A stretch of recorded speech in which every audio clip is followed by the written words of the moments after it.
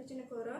Di sini saya akan menyampaikan laporan aktualisasi saya dengan judul yaitu Register Obat Kedaluarsa sebagai penerapan pencatatan obat kedaluarsa di Puskesmas Ngrau, Kecamatan Ngrau, Kabupaten Bojonegoro. Adapun hal yang melatar belakangi saya untuk mengambil tema aktualisasi ini yaitu kondisi di Puskesmas bahwa jumlah obat kedaluarsa dari tahun ke tahun tidak terkendali, jumlahnya semakin banyak sehingga hal ini menyebabkan tempat penyimpanan itu sangat banyak. Adapun penyebab dari obat kedaluarsa yang semakin banyak ini yaitu belum adanya kegiatan pemusnahan obat yang seharusnya dilakukan oleh Dinas Kesehatan, kemudian distribusi obat yang kurang tepat dari petugas, serta perencanaan obat yang kurang tepat. Akibatnya yaitu membutuhkan ruang penyimpanan yang luas dari obat kedaluarsa, kemudian membutuhkan biaya dan upaya penyimpanan, serta mubadirnya anggaran belanja obat yang telah direncanakan. Adapun solusi yang dapat diberikan yaitu yang pertama dilakukan pemusnahan obat oleh Dinas Kesehatan, yang kedua perbaikan sistem distribusi obat, serta perbaikan perencanaan obat di tahun yang akan datang. Untuk solusi yang pertama tentu tidak bisa dilakukan oleh petugas farmasi di puskesmas, maka dari itu petugas farmasi di puskesmas hanya bisa mengoptimalkan untuk solusi kedua dan ketiga, yaitu mengenai perbaikan sistem distribusi obat dan sistem perencanaan obat di tahun yang akan datang. Kedua solusi tersebut dapat dibantu dengan adanya kegiatan pencatatan obat kedaluarsa. Tujuan dari kegiatan aktualisasi ini yaitu yang pertama, tujuan umumnya mengaktualisasikan dan mewujudkan nilai aneka pada organisasi kerja di Puskesmas Ngrau, Kabupaten Bojonegoro. Yang kedua, tujuan dilakukannya kegiatan aktualisasi ini yang pertama, tujuan umum yaitu mengaktualisasikan dan mewujudkan nilai-nilai aneka pada organisasi kerja Puskesmas Ngrau, Kabupaten Bojonegoro. Kemudian tujuan khususnya di bidang farmasi yaitu melakukan pengelolaan obat melalui pencatatan obat kedaluarsa di Puskesmas Ngrau. Kemudian manfaat yang diperoleh antara lain menerapkan nilai-nilai profesi PNS di setiap kegiatan aktualisasi, tersedianya media pencatatan obat kedaluarsa, serta adanya bahan evaluasi terhadap kegiatan perencanaan dan distribusi obat yang telah dilakukan.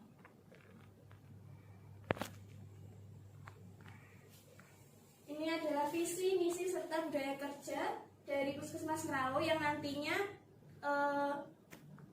diimplementasikan ke dalam setiap tahapan kegiatan dari aktualisasi. Visi dari Puskesmas Ngrau yakni terwujudnya kemandirian masyarakat di Kecamatan Ngrau untuk hidup sehat. Misinya ada 3, yaitu yang pertama meningkatkan profesionalisme pegawai puskesmas, yang kedua meningkatkan mutu pelayanan kesehatan dasar, dan yang ketiga mendorong kemandirian masyarakat untuk hidup sehat. Adapun budaya kerjanya yakni bekerja adalah ibadah, komitmen, kreatif, ramah, dan profesional. Yang pertama untuk kegiatan 1 yaitu konsultasi dengan mentor. Keterkaitan nilai dasar aneka yaitu akuntabilitas, nasionalisme, etika publik, serta komitmen mutu. Kendala yang saya hadapi pada tahap kegiatan ini yaitu padatnya kegiatan di unit kerja, terutama kepala puskesmas karena adanya kegiatan pelatihan maupun dinas keluar yang membuat komunikasi dan koordinasi dengan mentor menjadi terbatas. Adapun strategi yang saya lakukan untuk menghadapi kendala ini yaitu komunikasi dilakukan dengan menggunakan media sosial sehingga koordinasi lebih mudah.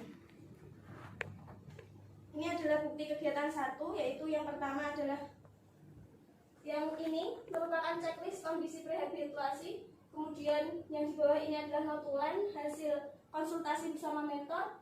Kemudian ada surat pernyataan persetujuan mentor mengenai kegiatan aktualisasi yang akan saya lakukan dan foto kegiatan konsultasi. Kegiatan kedua, koordinasi dengan teman sejawat. Ini saya lakukan melalui kegiatan apel pagi hari Senin. Kendala yang saya lakukan yaitu sulitnya menemukan kesempatan untuk bertatap muka dengan rekan kerja dikarenakan kesibukan dalam pekerjaan masing-masing. Strateginya itu menentukan momentum yang tepat untuk berkomunikasi secara langsung dengan rekan kerja, yaitu ketika apel pagi pada hari Senin. Ini bukti bukti kegiatan 2 yaitu berupa foto kegiatan. Selanjutnya kegiatan 3 yaitu penginformasian kepada petugas desa penanggung jawab obat mengenai kegiatan aktualisasi yang akan saya lakukan. Keterkaitan nilai dasarnya yaitu akuntabilitas, etika publik, dan anti korupsi. Kendalanya lagi-lagi tentang kesempatan untuk dapat bertatap muka dengan seluruh petugas desa. Selain itu, tidak semua petugas desa yang menjadi sasaran saya itu hadir dalam rapat UKM. Strategi untuk menghadapi kendala yang pertama yaitu menentukan momentum yang tepat untuk bertatap muka dengan para petugas desa, yaitu ketika rapat UKM. Namun kendala kedua yaitu karena tidak semua petugas desa yang menjadi sasaran itu hadir.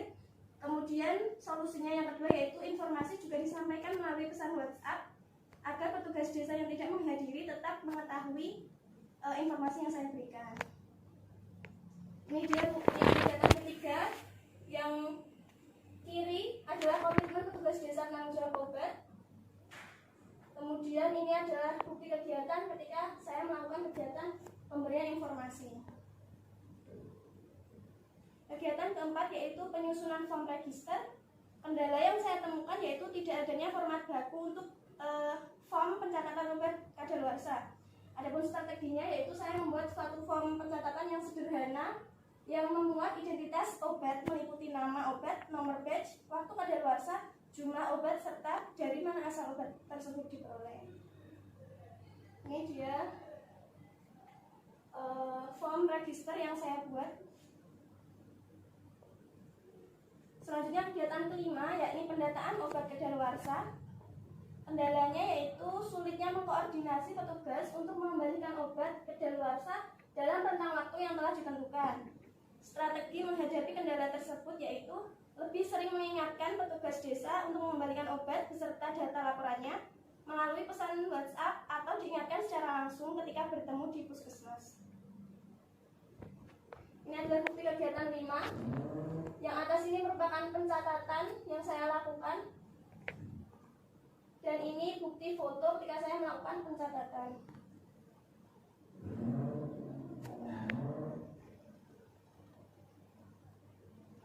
Kemudian ini adalah berita acara serah terima obat kadaluarsa dari desa. Dan di sampingnya adalah bukti penyerahan pengembalian obat kadaluarsa dari desa ke puskesmas induk. Selanjutnya kegiatan ke-6 yakni pencatatan obat kadaluarsa. Tidak ada kendala dalam tahapan kegiatan ini karena tinggal mencatat apa-apa yang sudah didapatkan dari desa maupun induk.